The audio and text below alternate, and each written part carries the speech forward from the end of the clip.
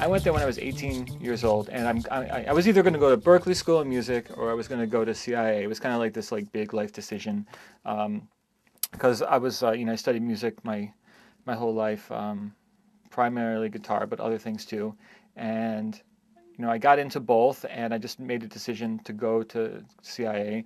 I think it was kind of a very fiscal decision because I knew a lot of musicians that didn't live in nice apartments and didn't drive, nice cars. And I love to cook anyways. It just seemed the business of food was a little bit more secure than the business of guitar playing at the time.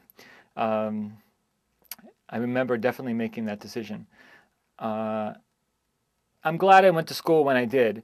If everything I know now necessarily, I don't know if I would have done that again. I would have, you can really get an education by not going to school. But when I was 18 and being from Cleveland, like I didn't know I could go to France.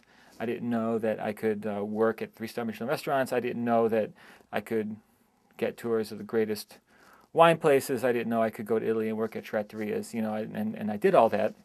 And I didn't even think about, coming to New York at the time. But it kind of gave me a little bit of base to go be able to do other things. So I'm glad I went when I was 18. I don't know, maybe if I was 24 that I would have gone and done that, but for me at that time, it was a good thing.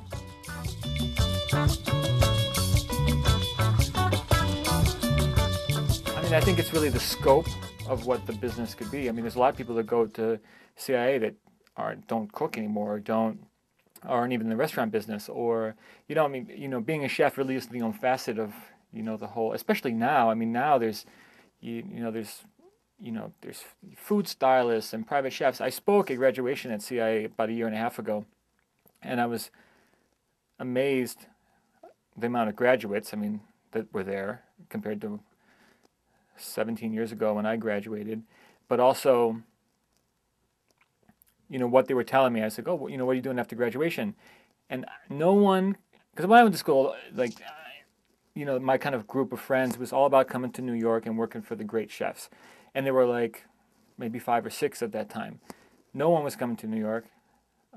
Some were going to be food stylists, recipe testers.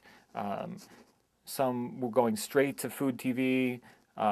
Some were getting out of school and becoming consultants without really having a lot of real world experience. There was private chef people. There were, people that wanted to go straight to hotels. There was just a lot of different, there were a lot of other sub kind of genres for working in the business besides being like chef guy.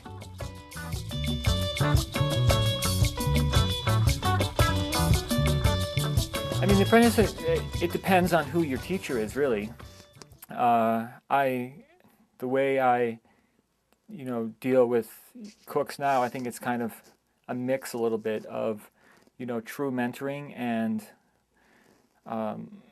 letting them figure things out for themselves. I mean, I think the apprenticeship process, the old apprenticeship process in Europe, it's for a little bit closed-mindedness, a little bit, and a little bit less room for growth because this way, and that's the only way. What I do like about it, and is really missing from the culture of, like, I would say modern kitchens a little bit, is what the French would call, métier, or craftsmanship, or, dedication to one's craft, but also the way you behave in restaurants, or the way you deal with dedication. And so I think it's, some things are good about that system, and some things now in 2008 are kind of antiquated about that system.